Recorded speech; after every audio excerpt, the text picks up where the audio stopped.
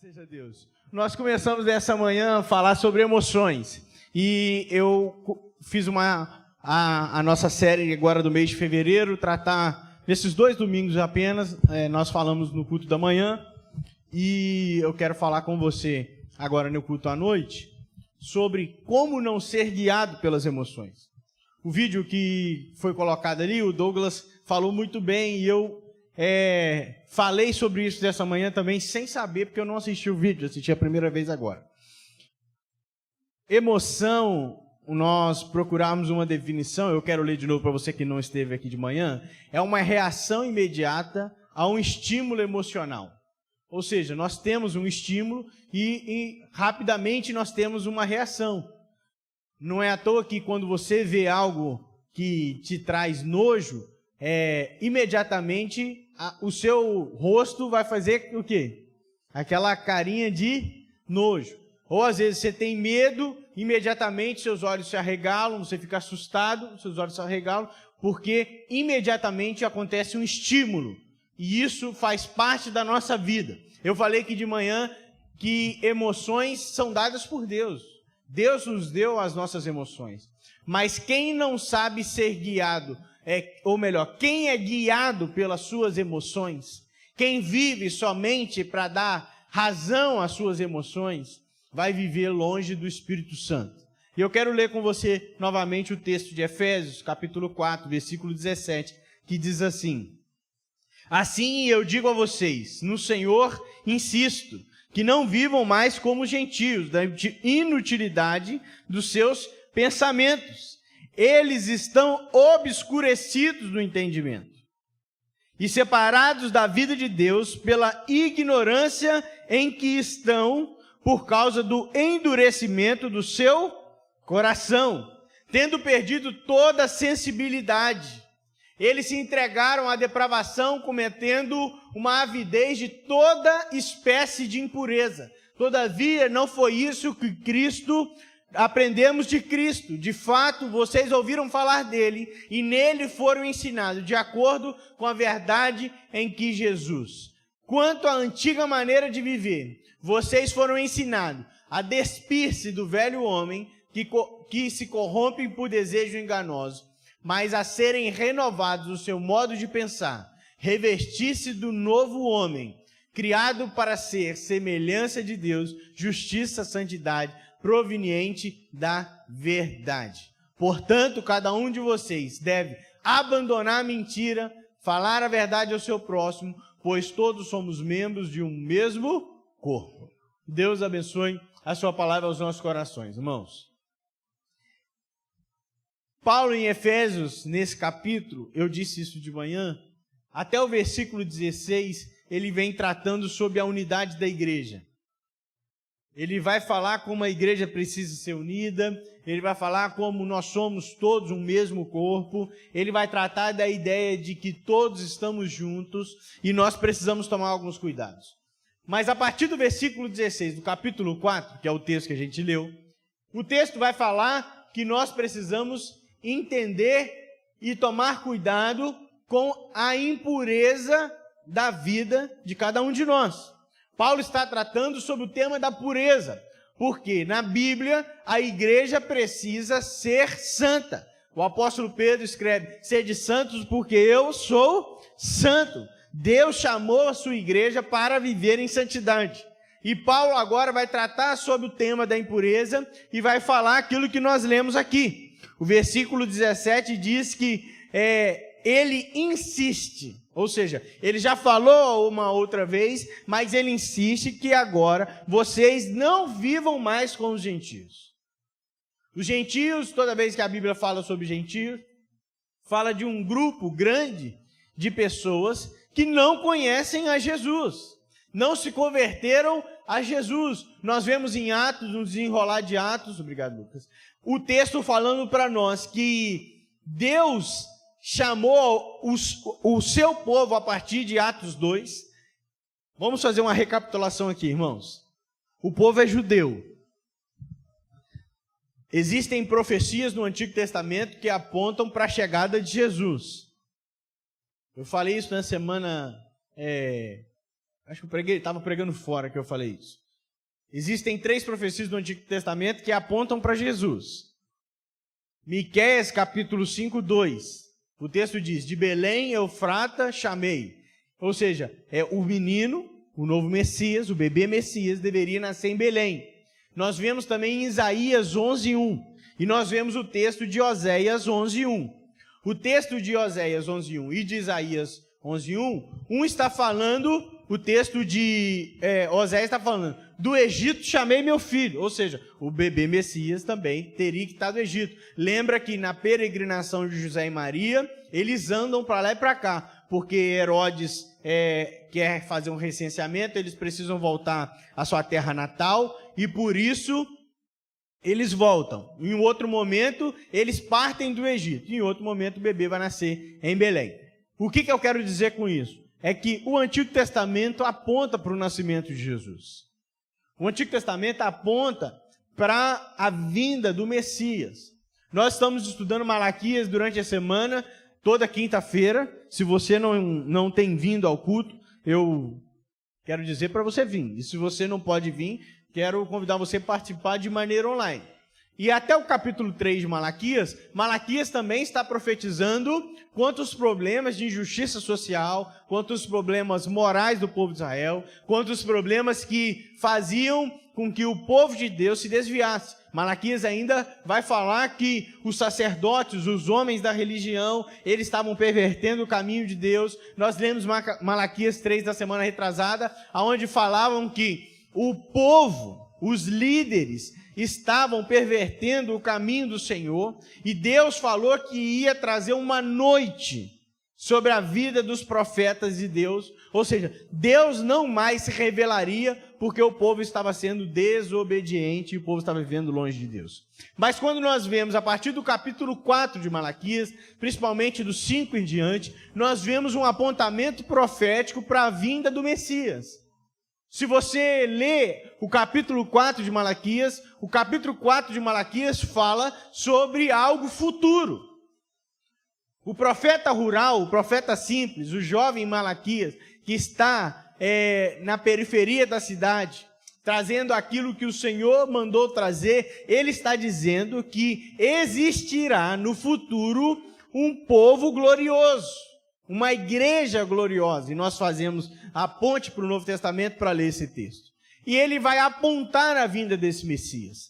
Jesus chega no Novo Testamento, nós vemos o relato mais antigo, que é o livro de Marcos. Marcos tem 16 capítulos, é o relato mais enxuto, e nós acreditamos ser o evangelho mais antigo, por volta de 48.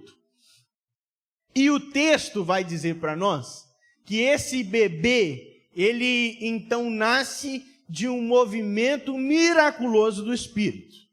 Eu acredito que todos nós aqui já ouvimos a história de que Maria recebe a visita de um anjo e ela então se encontra grávida por causa do Espírito Santo. E José depois tem uma conversa também com o anjo e o bebê então vai crescer e vai começar a se desenvolver. Jesus desenvolve o seu ministério. Jesus desenvolve o seu ministério por 30 ou 33 anos. Jesus é morto, assassinaram Jesus, e o texto de João diz que ele foi assassinado, ele foi morto, porque ele precisava tirar os nossos pecados. João, capítulo 1, versículo 29, diz que ele é o Cordeiro de Deus que tira o pecado do mundo. Ou seja, a morte de Jesus parece ser, e parecia estar na agenda de Deus, para que eu e você possamos estar aqui hoje, salvos, redimidos e santificados pelo sangue de Jesus. Mas Jesus ainda vai dizer aos seus discípulos, olha, eu deixarei vocês, mas não deixarei vocês sozinhos. Eu deixarei com vocês quem? O Paráclitos, o Consolador, o Ajudador, aquele que vai estar de ombro a ombro, aquele que vai estar com vocês. O apóstolo Paulo, com o desenvolvimento teológico da doutrina do Espírito Santo, mais à frente chega a dizer que Deus não mais habita em templos feitos por mãos humanas, mas Deus habita onde? Dentro de nós. Cada crente que recebe o Senhor Jesus tem o Espírito Santo dentro de você. E o texto vai falar para nós, de Atos 2, que Pedro vai pregar a uma grande multidão. Os discípulos estão reunidos para ouvir uma grande multidão. E nessa noite acontece algo miraculoso, que é a descida do Espírito Santo, que é o que nós chamamos de Pentecostes. E o texto vai dizer que a partir daquele momento se ouviu barulho, se viu iluminação de trovão, e naquele momento o Espírito desce sobre a igreja e as pessoas que estavam ali começam a falar em outros idiomas. O texto vai falar, a palavra grego vai tratar esse texto como falar em novas línguas, como novos idiomas, porque no texto de Atos 2, o texto diz que existiam diversas etnias reunidas aquele dia para ouvir a palavra do Senhor. O evento miraculoso, como foi também o evento de Êxodo no capítulo 19 do Antigo Testamento, lembra, irmãos, Gênesis, Êxodo, é o segundo livro da Bíblia. Moisés sobe ao monte para receber de Deus então uma revelação profética, também tem trovão, também tem barulho, tem uma teofania clara no Êxodo 19, como tem no livro de Atos, no capítulo 2. Mas agora, e aqui que eu quero que você preste atenção, agora Deus não está chamando o povo de Israel somente. A teofania de Êxodo 19 é diferente da movimentação de Deus em Atos 2. Porque em Atos 2, Deus agora começa a chamar povos de todas as nações.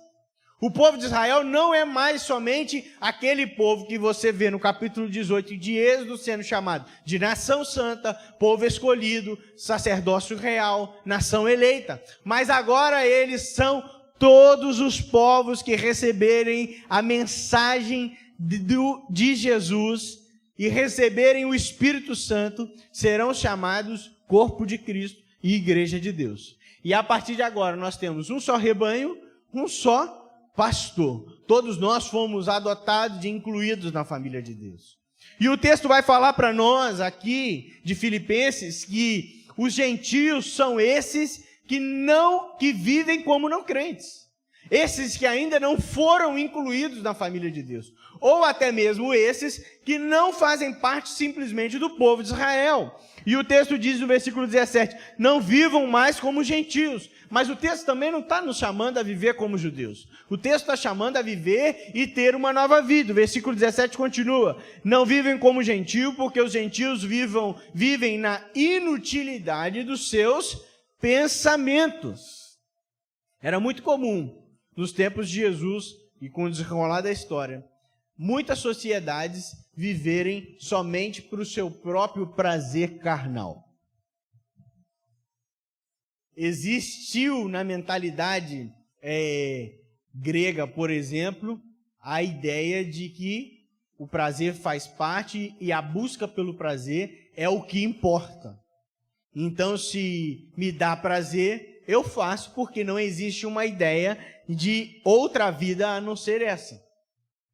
Movimentos no tempo de Jesus, alguns deles não acreditavam na ressurreição.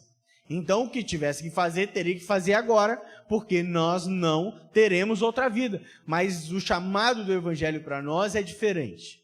O versículo 18 diz assim, eles estão obscurecidos no seu entendimento. O texto continua dizendo, e agora estão separados de Deus por causa da ignorância do seu coração. Versículo 19. Tendo perdido toda a sensibilidade, eles se entregaram em depravação, cometendo avidez de toda espécie de impureza. Irmãos, se nós não entendemos que nós não podemos ser guiados pelas nossas emoções, você vai entrar em muita situação que Deus não quer que você entre. Vou te dar um exemplo. Eu não sei quantos aqui já tiveram a oportunidade de ir em uma loja para comprar um carro. Mas se você for numa loja para comprar um carro, geralmente você já vai um pouquinho emocionado. Porque geralmente você já viu mais ou menos o que você queria antes. Você já sabe mais ou menos qual é o modelo do seu carro. do carro dos seus sonhos. Eu lembro que quando eu fui comprar meu carro, passei um dia inteiro em várias lojas olhando os carros. Meu segundo carro. E aí eu cheguei lá com uma ideia fixa na cabeça. Eu quero o carro da marca tal. Podia ser modelo 1, 2 ou 3, mas era o carro da marca tal.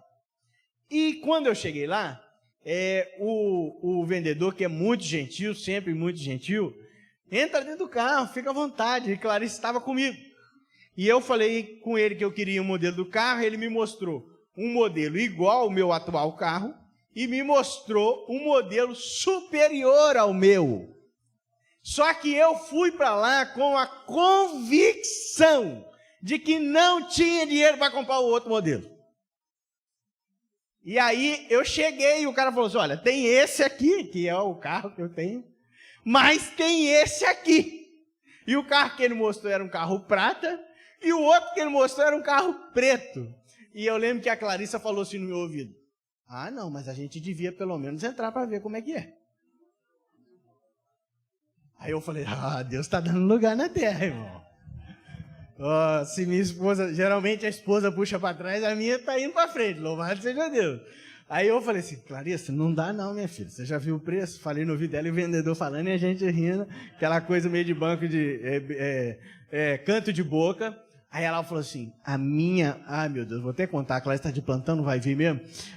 Ela falou assim, a minha mãe é ótima para negociar, ela vai conseguir um desconto. Aí eu falei assim, não vai. Ela falou assim, vai amor, vamos entrar no carro. Irmãos, eu entrei no carro. Olha, sinceramente, eu pensei assim, olha, aqui é o meu lugar.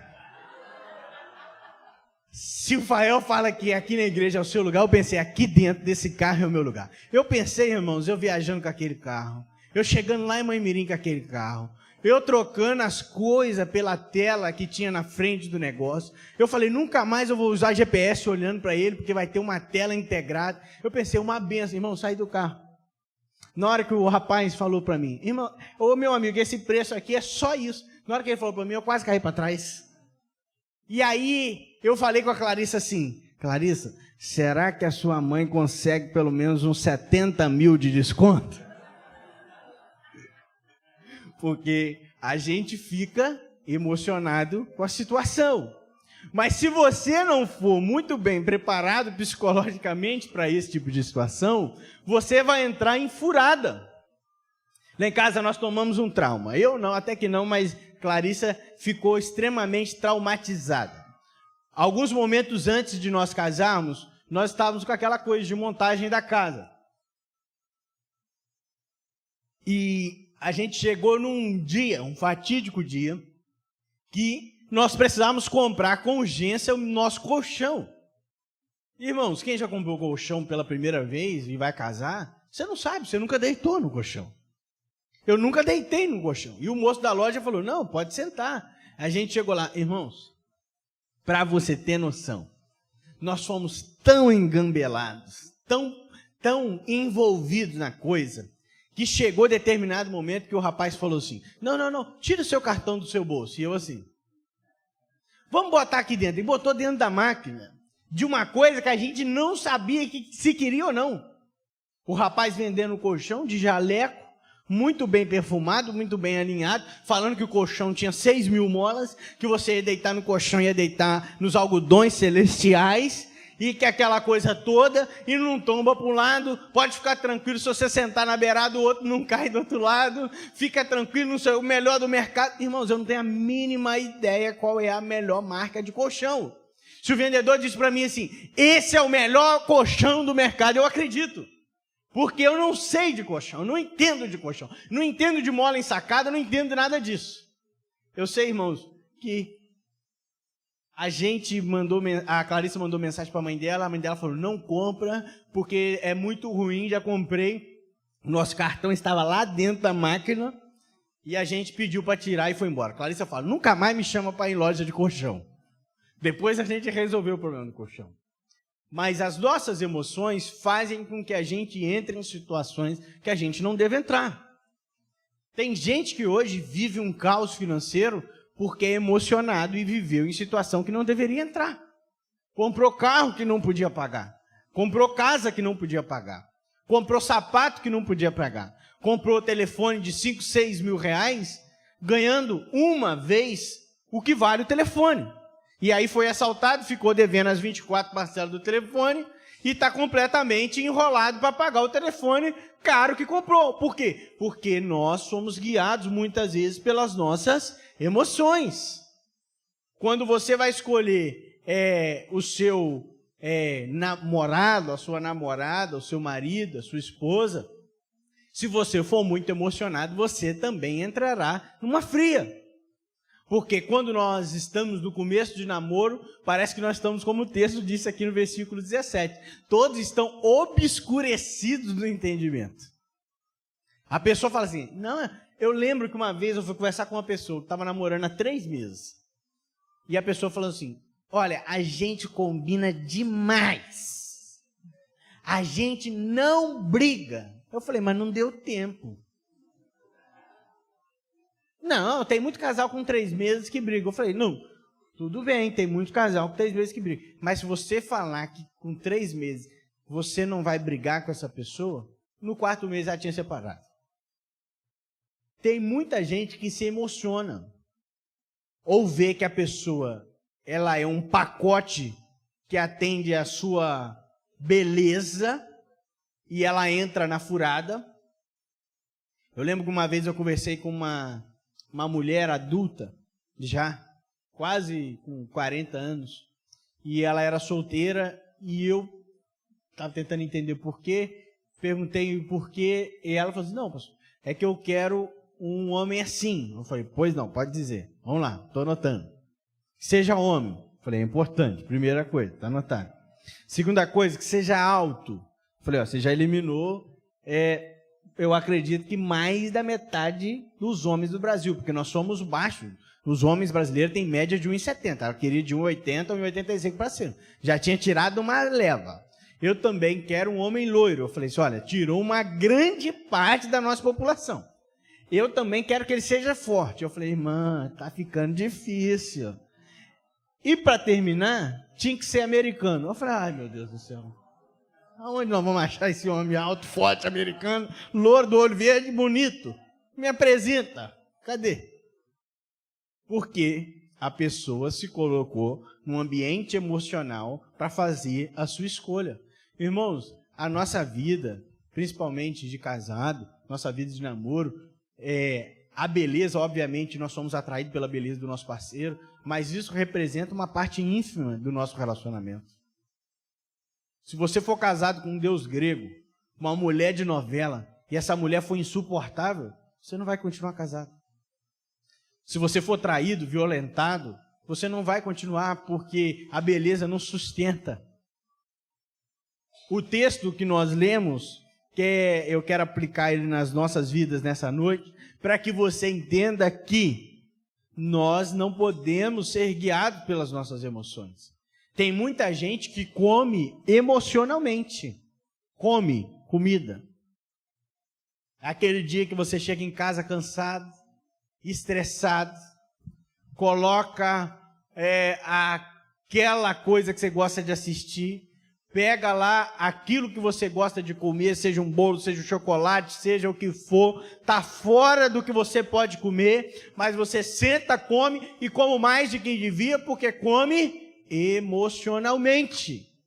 Mas quando nós somos guiados nas nossas emoções, a nossa vida financeira será prejudicada, a nossa vida emocional será prejudicada, a nossa vida espiritual será prejudicada, porque você vai relacionar suas emoções com a sua busca a Deus. Você fala, hoje eu estou animado, então hoje eu busco a Deus. Hoje o dia está ensolarado, então hoje eu vou ser grato, hoje eu vou buscar o Senhor. Mas quando os dias são maus, você não busca, porque a sua busca de Deus está ligada às suas emoções. Se você for guiado pelas suas emoções, o seu ambiente familiar será um caos, porque tem dia que você chega do seu trabalho e, se possível, não tem vontade de ver ninguém que está dentro da sua própria casa. Se você for dar razão em suas emoções, como é que vai fazer o pessoal da sua casa? Você vai mandar o pessoal sair. Se você não entender que nós não podemos ser guiados pelas nossas emoções, você vai viver fracassos em algumas áreas da vida. E eu não estou dizendo que nós não podemos ter emoções. Eu estou dizendo que nós precisamos, vou usar essa expressão, usei de manhã sem pensar, mas eu quero usar novamente. Nós precisamos crucificar as nossas emoções para que as nossas emoções possam ser santificadas. Tudo aquilo que eu reajo, a forma que eu reajo, precisa ser uma maneira na qual honre a Deus. Eu falei isso tudo, hoje um pequeno acréscimo agora à noite, na parte da manhã. Mas a parte da manhã o horário já estava estendido e eu dei uma pausa e eu quero continuar falando com você. Então é o segundo ponto. Se o primeiro ponto, se você quiser anotar aí, o primeiro ponto é que existe um grande problema nas emoções desenfreadas. Você precisa tomar cuidado com isso. Mas o segundo ponto, que eu quero destacar com você nessa noite, é que quando nós não administramos bem as nossas emoções, nós vivemos na carne e vivemos longe do Espírito. Olha comigo o versículo 19 aí. O versículo 19 diz assim: tendo perdido toda a sensibilidade. Vamos ler todos juntos? Desde o começo do versículo. 1, 2 e... tendo perdido...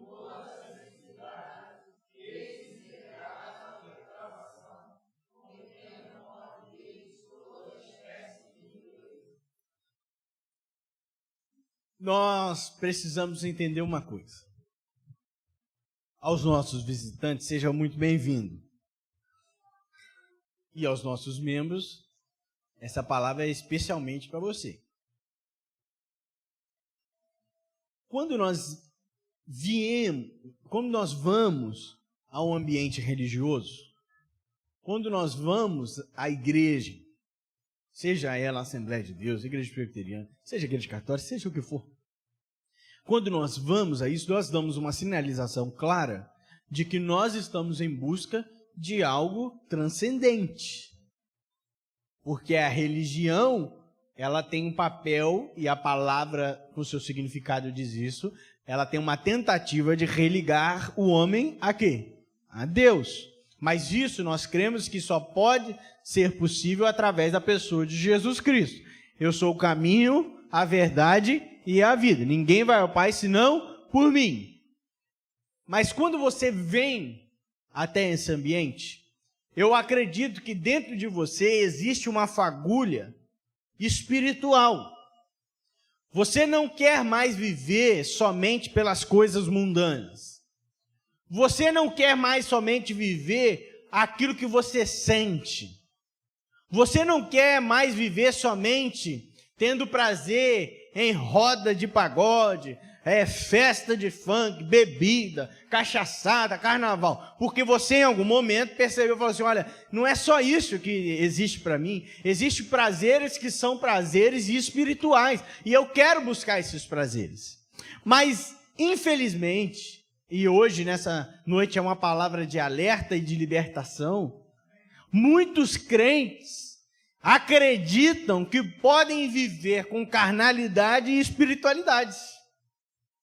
Muitos crentes acreditam que pode sim dar lugar ao diabo e dar lugar a Deus.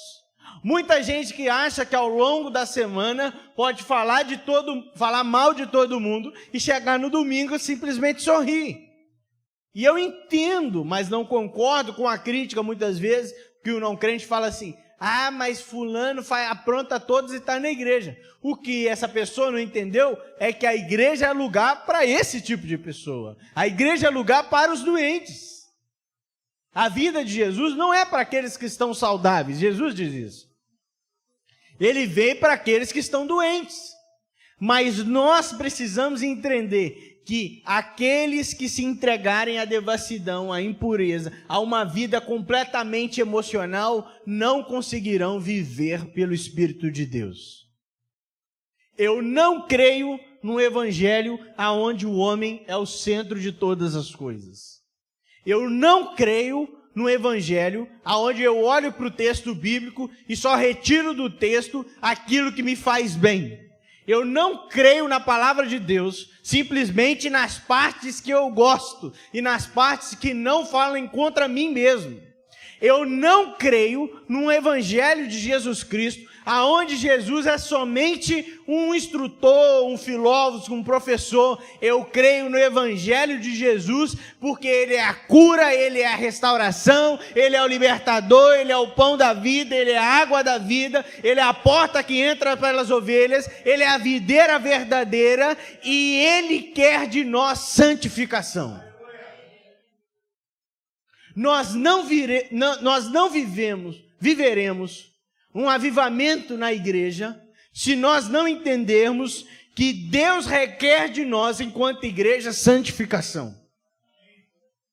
Sede santo, porque eu sou santo. Me entristece muito saber que durante uma grande parte do momento da nossa história, eu não estou falando da nossa igreja específica, mas até em ambiente denominacional, nós abandonamos a doutrina do Espírito Santo e entregamos ela aos nossos irmãos pentecostais. O Espírito desceu sobre a igreja de Cristo, universal. Não a universal do Reino de Deus do Edir Macedo, mas a igreja global. O Espírito desceu a cada crente. E dentro de nós, o Espírito não divide espaço com carnalidade. Dentro de nós, o Espírito não divide espaço com libertinagem. Dentro de nós, o Espírito não divide espaço com as nossas emoções desenfreadas, aonde nós estamos vivendo longe de Deus. Porque o Espírito, se o Espírito estiver dentro de nós, ele vai querer a gente de maneira completa. A palavra do crente é sim ou não. O texto de Apocalipse, no capítulo 3, vai falar sobre a igreja de Laodiceia. E o texto, coloca aí para mim, por favor, gente, a partir do versículo 16. Apocalipse 3, a partir do versículo 16. A partir do versículo 16, o texto vai falar para a gente que existe um lugar chamado Laodiceia. É uma carta endereçada ao povo de Laodiceia. E esse povo de Laodiceia, ele mora entre uma cidade que jorra água quente. Você já viu isso? Aqui no Goiás, aqui no Brasil, tem um lugar, né, que as Caldas Novas, que as águas são quentes. Mas o texto diz que Laodiceia está entre esse lugar que jorra água quente e o outro lugar que a água é fria. E Laodiceia é o meio termo. E o texto, para nós, a mensagem de Jesus para nós, é que Deus vai vomitar a gente porque nós somos mornos. É melhor você ser quente ou frio, porque eu não suporto a mornidão. Se nós não entendermos que na vida com Jesus é tudo ou nada, nós não viveremos o Evangelho de Jesus. Tem muita gente que acredita ainda assim, não tem problema eu fazer isso não tem problema, isso é coisa de fanático, não, gente, isso é coisa de gente que tem comprometimento com o Espírito Santo, porque se o Espírito estiver sobre mim, as minhas emoções não podem ser resumidas somente naquilo que eu sinto, naquilo que eu quero, naquilo que eu gosto, mas elas precisam estar baseadas no Evangelho de Jesus e na pessoa do Espírito Santo. A igreja não pode viver segundo os seus desejos carnais. A igreja não pode viver debaixo de desejos e vontades. A igreja não pode viver debaixo de desejos e gostos pessoais, porque a igreja vive pelo Espírito. A igreja caminha pelo Espírito. A igreja é chamada a viver uma vida pelo Espírito. O que o texto quer dizer para nós é que muitos de nós, e eu quero fazer essa ponte para os dias de hoje, versículo 19, eu vou ler mudando o texto, mas você vai entender. Muitos de nós, tendo perdido toda a sensibilidade, se entregaram à devassidão. Pastor, mas eu não sou devasso. Será mesmo? Eu li aqui de manhã uma palavra que Paulo usa aqui, que é uma palavra grega que a gente lê a palavra, que é maiatotes. É a qualidade daquilo que é vão, aquilo que não tem propósito, aquilo que não tem vigor, aquilo que não se sustenta, aquilo que faz parte somente da realidade humana e ponto final. E Paulo está falando dessa devassidão porque muitos de nós estamos vivendo debaixo dessa maiatotés, dessa vaidade. Eu li uma citação aqui mais cedo de Francis Folk, que diz que tudo aquilo que nós fazemos sem Deus é pura vaidade. Se a gente quer fazer alguma coisa no nosso trabalho, se não for para honrar a Deus, é para honrar nós mesmos. Se nós queremos ser bons maridos e esposos, se não for para honrar a Deus, é para nós mesmos. Tudo não passa de vaidade. Mas nós precisamos, meus irmãos, em caráter de urgência, entender que a igreja precisa se santificar para ver a poderosa mão de Deus. Não existe tempo mais oportuno do que o que nós estamos vivendo para a pregação do Evangelho e para a santificação. O apóstolo diz que nos últimos dias, escrevendo a Timóteo, muitos não suportarão a sã doutrina. Os seus ouvidos parece que vão ter coceira nos seus ouvidos, porque a doutrina vai trazer dificuldade para eles. Irmãos, nós precisamos entender que, assim como eu li em Malaquias na semana retrasada sobre o capítulo 3, a primeira palavra do capítulo 3, as duas primeiras palavras, dizem, nos últimos dias. E eu disse que a palavra hebraica ali não quer dizer somente no final dos tempos, mas no desenrolar do tempo, no desenrolar da história. Nós precisamos entender, irmãos, que no desenrolar da nossa história e do nosso tempo, nós podemos estar vivendo os últimos dias. Talvez, irmão, eu ou você possamos estar nos nossos últimos dias. Talvez a sociedade, o mundo como nós conhecemos, podem estar vivendo os últimos dias, porque Cristo disse que voltaria para buscar sua igreja. E nós, como pecadores, precisamos nos santificar. Nós precisamos nos purificar. Enquanto eu estive de férias, eu vi que o Denis pregou uma mensagem aqui, mantendo a chama acesa, o fogo do altar aceso, e ele falou sobre a purificação dos sacerdotes. E depois disso eu li o livro de Levítico todo, na semana passada, e o texto de Levítico todo tem uma grande preocupação com a purificação cerimonial, e o texto toda hora está dizendo, olha, se não fizer isso, vai ficar impuro, precisa se isolar. Se não fizer isso, por quê? Santificar significa ficar separado. Aquilo que precisa de separação. E a igreja não foi chamada para viver rolando junto com os porcos e as manadas de porcos. Jesus não chamou os crentes para serem porcos. Jesus chamou os crentes para serem ovelhas. Ele diz, eu sou o bom pastor que dá a vida pelas ovelhas, João 10.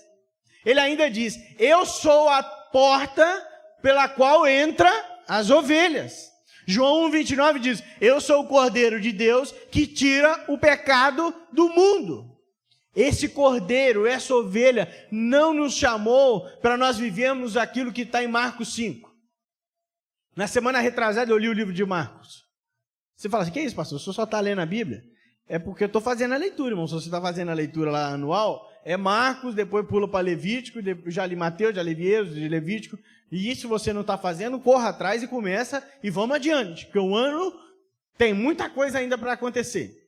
E eu já preguei nesse texto de Marcos muitas vezes, talvez seja o texto que eu mais preguei na vida. Porque toda vez que eu vou pregar em outro lugar, toda vez, não, agora tem muito tempo que eu não faço, mas quando eu era mais novo, eu usava esse texto para pregar fora. Porque o pregador tem que ter uma mensagem que ele goste mais um pouco e seja sustância. E em Marcos 5, se você abrir sua Bíblia aí comigo, o livro de Marcos, no capítulo 5, acontece um dilema que eu não tinha prestado atenção. Livro de Marcos 5. O livro de Marcos, no capítulo 4, ele está falando de Jesus acalmar a tempestade, não é isso? Você olhou para a sua Bíblia aí? Jesus acalma a tempestade. Só que Jesus, para acalmar a tempestade, o texto começa no versículo 35, mas se você voltar um pouquinho, você vai ver que Jesus estava em outro lugar. O versículo 35 chega a dizer, naquele dia ao anoitecer, ele disse aos seus discípulos, vamos para outro lado. Jesus está de um lado do lago. E ele junta os seus discípulos, entra, e antes de chegar lá, acontece a grande tempestade, Jesus acalma a tempestade, e a primeira coisa que Jesus mostra nesse texto de Marcos é que Jesus tem poder sobre a natureza também. Jesus tem poder sobre a parte física. Mas o capítulo 5, que é o que eu quero falar, o capítulo 5 é a famosa história do endemoniado de Gadara. Para quem não sabe, esse endemoniado, ele vivia nu. Para quem não sabe, esse endemoniado também vivia com confusão mental e não parava de gritar. A sua mente não lhe dava paz, o texto diz isso. O texto ainda diz que as autoridades da cidade já tinham tentado prender ele, até mesmo em correntes. Ele morava dentro de um cemitério e as correntes não o seguravam. Pare para prestar atenção, irmão. Se você passar na frente do corte 8, que já é ruim passar lá. Que você sabe que quando você está entrando naquela muretinha assim, você está indo para um sepultamento na maioria das vezes. Quando você passar na frente do corte 8, e você olhar para cima, tem um homem gritando sem parar, ferido, nu e quebrando corrente, eu não tenho dúvida que você vai sair correndo. Mas o mais interessante desse texto é que parece claro para mim ao ler Marcos 3, Marcos 4, Marcos 5 e Marcos 6, é que Jesus saiu de onde estava para ir, nesse relato de Marcos 5, somente para salvar esse homem. O texto diz que quando o homem vê Jesus, o demônio diz, Filho do Deus Altíssimo, rogo-te para que não me expulse, para que não me tire, não me atormente.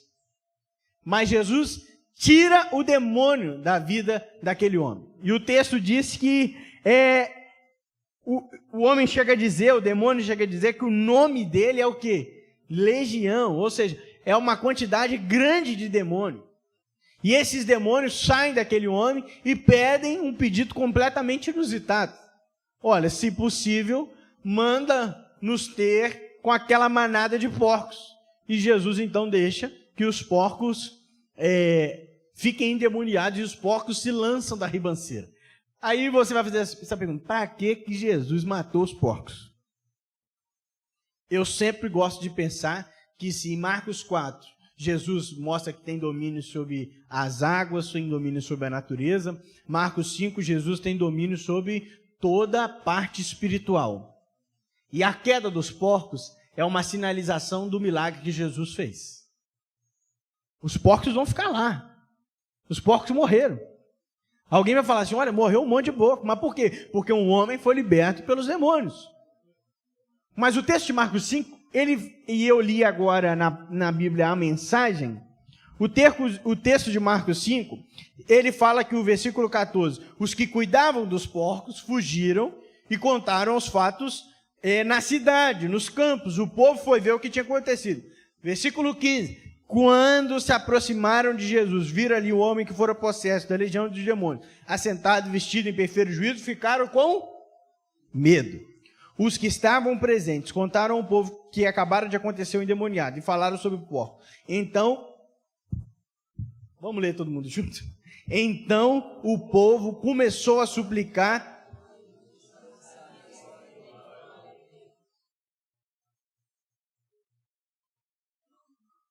O povo não pediu que os demônios saíssem.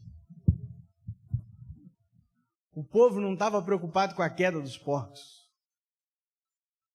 O povo viu um homem liberto, sentado, vestido em perfeito juízo, mas o povo pediu para que Jesus fosse embora. A igreja de Jesus não pode dar mais valor a outra coisa a não ser a presença santificadora de Jesus Cristo. Esse pedido desse povo é uma sinalização das nossas emoções. O texto diz que eles pedem Jesus para ir embora porque eles tiveram uma emoção. Qual é a emoção? Eles tiveram medo. Eu estou com medo. É melhor a gente mandar esse homem embora.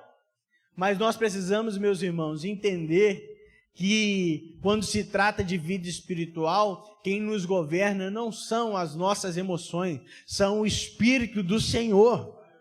Quem já teve a oportunidade de estar em algum lugar e uma pessoa ficar endemoniada, imediatamente, convenhamos, eu batista que sou, a gente fica com medo.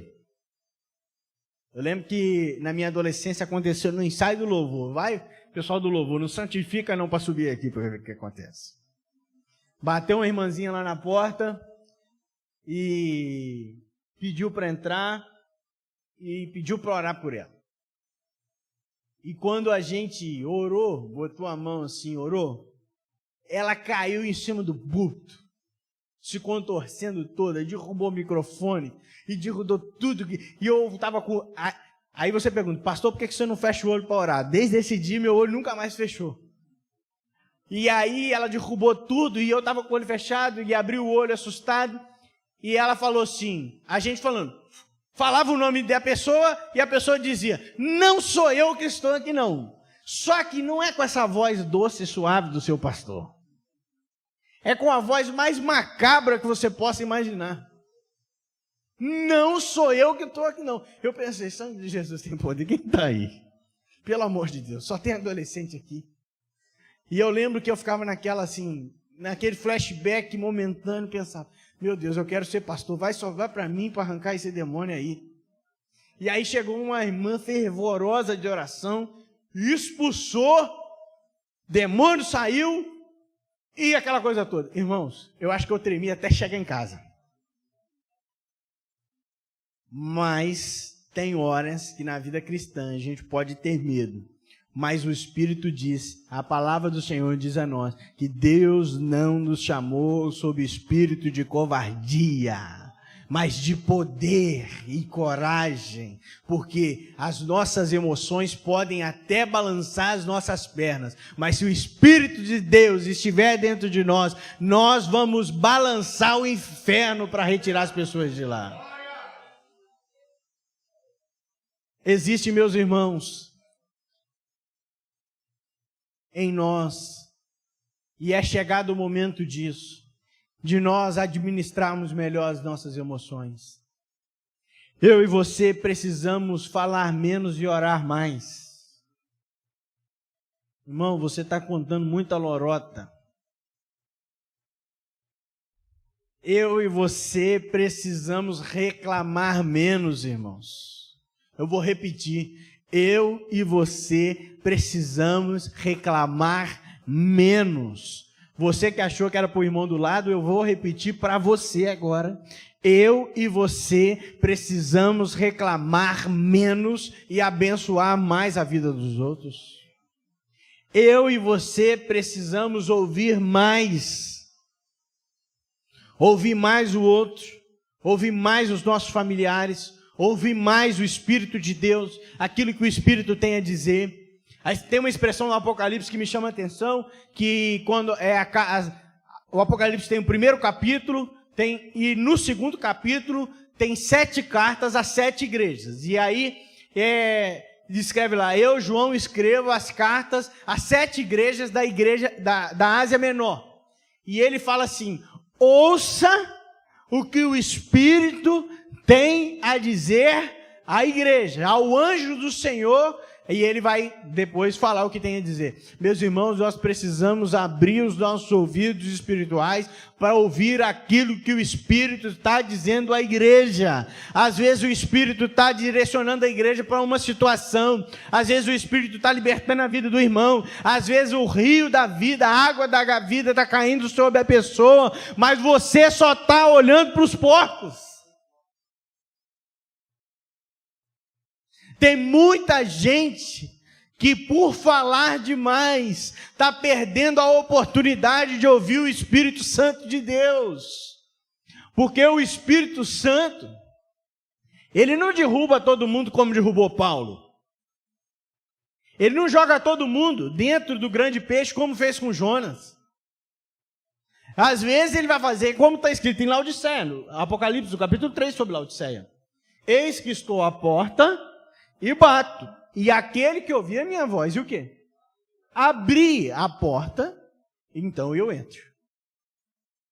Às vezes o Espírito está te chamando, meu irmão, para uma vida de santificação. Às vezes o Espírito está te chamando para derramar poder sobre você. Às vezes o Espírito quer usar você como mensageiro de Deus. Às vezes o Espírito está falando, mas você está falando tantas vezes mais que não consegue ouvir a voz do Espírito. É hora de falar menos e ouvir mais. Você não pode tomar decisões que comprometam o seu futuro baseado em emoções momentâneas. Não tome decisões que vão comprometer o seu futuro baseado nas suas emoções momentâneas. O que isso significa? É o exemplo da loja de carro. A emoção momentânea, mas ela vai comprometer 48 parcelas. A emoção é momentânea, mas vai comprometer uma vida. A emoção é momentânea. E aí você assume relacionamento num embaraço dos beijos que você está recebendo. Mas vai comprometer o seu futuro. Você toma decisões de sair da faculdade porque simplesmente um semestre está difícil. Deixa eu te dizer uma coisa. Seja bem-vindo. Os semestres das faculdades são cansativos e difíceis. As nossas emoções momentâneas não podem definir o nosso futuro. Ah, pastor, não é isso que eu quero. Mas aí, tudo bem, Deus abençoe, não é isso que eu estou falando. Você não pode escolher o homem que vai casar com você baseado em emoções momentâneas. Porque isso definirá e marcará o seu futuro. Você vai dormir e acordar do lado dessa pessoa. Nos momentos difíceis, essa é a escolha que você fez. Nos momentos de doença, essa aí é a escolha que você fez. Nos momentos de briga, essa é a escolha que você fez. Tanto para o homem quanto para a mulher. Você não pode tomar decisões momentâneas no que diz respeito à sua vida financeira. Olha, fiquei sabendo aí que se botar um dinheiro numa conta, quem já ouviu essa história? Vai render 6.000%, e você fica emocionado, você faz o cálculo. E se eu botar R$1 vai render isso tudo? E você vai lá e coloca o seu único dinheiro nas mãos, seja lá de quem, na tentativa de se enriquecer momentaneamente de uma hora para outra. Irmão, isso não acontece, desiste disso. Vai trabalhar, segue adiante, vive o seu sustento, e vamos que vamos, é para frente que anda. Você não pode tomar decisões na sua vida momentâneas que vão alterar o seu futuro no que diz respeito ao chamado de Deus e àquilo que o Senhor, o propósito que Deus tem colocado no seu coração. Tem muita gente que não vive o chamado de Deus porque dá razão a emoções momentâneas.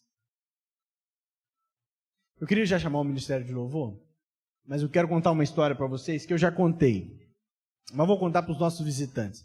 Pastor, quando vai ficando muito tempo na igreja, acontece isso, né? A gente vai contando as mesmas histórias.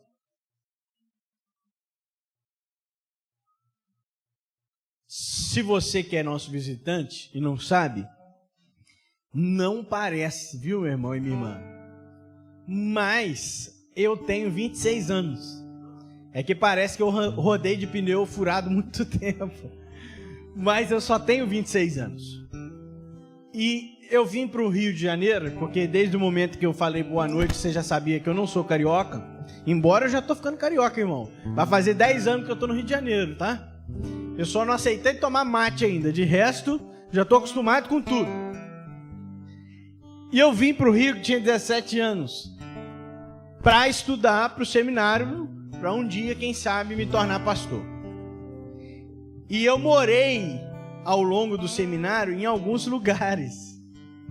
O primeiro lugar que eu morei foi em Belford Roxo.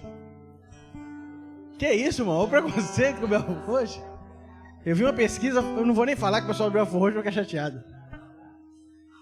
E era uma luta, porque eu saí de Mãe-Mirim, a capital das nações, com 20 mil habitantes, para Belford Roxo.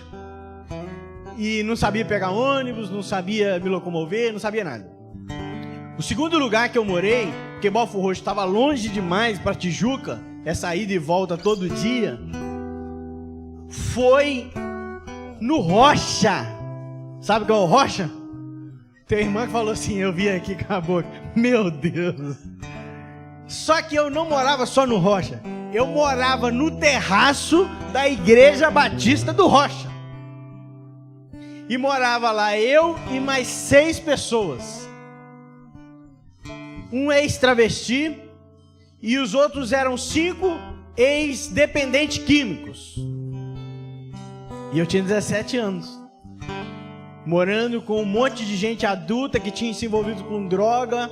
E se você já viveu com gente que tem dependência química, a realidade do dia a dia é um pouco diferente. As pessoas estavam acabando de ser reabilitadas. Mas o terceiro lugar que eu morei foi na Tijuca. Que eu morava num apartamento junto com os meninos da minha sala. E morava só eu e mais 7 rapazes. O nosso quarto tinha 3 a 4 pessoas, a depender do momento, da época. Então, uma coisa que eu não ficava era sozinho. Mas teve um dia que eu estava acabado emocionalmente. Teve um dia que eu estava triste. Eu estava cansado. Eu acordava cedo, saía de casa antes das 8 da manhã, chegava em casa depois das 11. Tinha que estudar sempre de madrugada. Eu não sabia fazer comida, irmão. Então a comida era sempre uma gororoba, aquela coisa esquisita. Eu também não sabia direito lavar roupa, então a roupa era sempre aquela confusão. A vida é tão... Quem já passou por isso sabe, é tão alterada, porque você sai da casa da mãe e vai viver uma realidade completamente aleatória. E agora eu precisava lavar minhas meias, enrolar as meias e colocar dentro da gaveta, porque elas não aparecem automaticamente. Precisava cuidar da minha própria vida. Pagava aluguel, ganhava o meu salário, sobrava um valor que, se eu contar, eu não sei nem como é que sobrevivi. Mas, contudo, entretanto, todavia, naquela noite, era 2 horas da manhã, eu me levantei e fui à janela do meu quarto, e olhando para a rua na Tijuca, eu falei, eu vou desistir. Eu não preciso passar por isso. Eu tenho casa em Mãe-Mirim, minha mãe está lá, meu pai está lá. Existe um seminário teológico em Manhuaçu, que você estuda uma vez por mês. Eu falei, eu vou para lá. Eu vou viver dentro da minha casa. Vou estudar uma vez por mês. Tá tudo certo.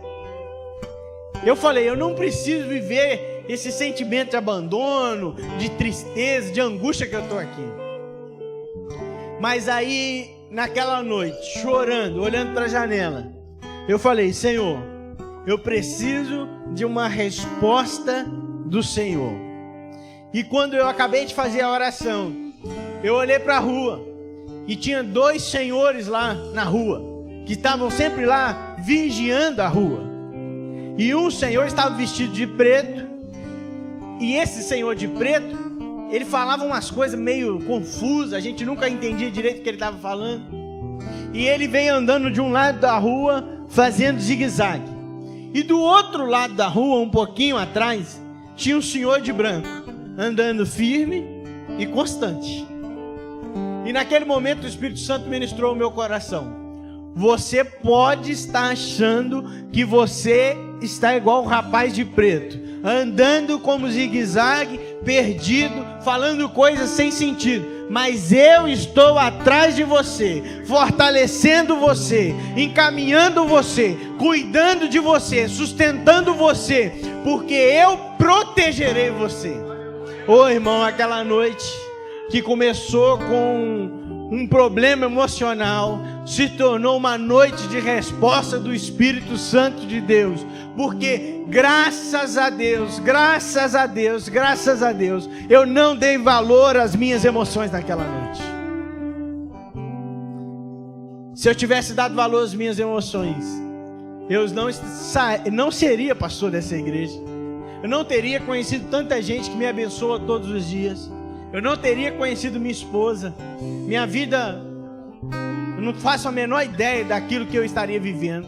Se eu tivesse dado valor às minhas emoções, eu teria desistido do meu chamado, eu teria abandonado aquilo que eu nasci para fazer. Mas o Espírito é aquele que está constantemente falando aos nossos corações, e eu e você precisamos nos lembrar que é preciso sim crucificar as nossas emoções, santificar as nossas emoções, porque o Senhor quer cuidar de nós na nossa vida emocional. Eu queria neste momento convidar você que quer entregar suas emoções ao Espírito Santo de Deus, para que você fique de pé. Nós vamos orar juntos pedindo ao Senhor que o Senhor abençoe as nossas emoções. Às vezes você está aí sentado, está chateado, está entristecido, está angustiado, está com algum problema, seja lá qual for, se levante no seu lugar, meu irmão, com coragem, porque Deus é capaz de redimir as suas emoções, Deus é capaz de restaurar as suas emoções, Deus é capaz de fazer nova todas as coisas, Deus é capaz de mudar as nossas vidas, meus irmãos. Nós vamos cantar, enquanto nós estivermos cantando, nós vamos pedir ao Senhor em oração, em busca, em clamor. Senhor, olha para nós, redime as nossas emoções, muda a nossa vida, transforma a nossa história, porque nós queremos andar pelo poder do Espírito.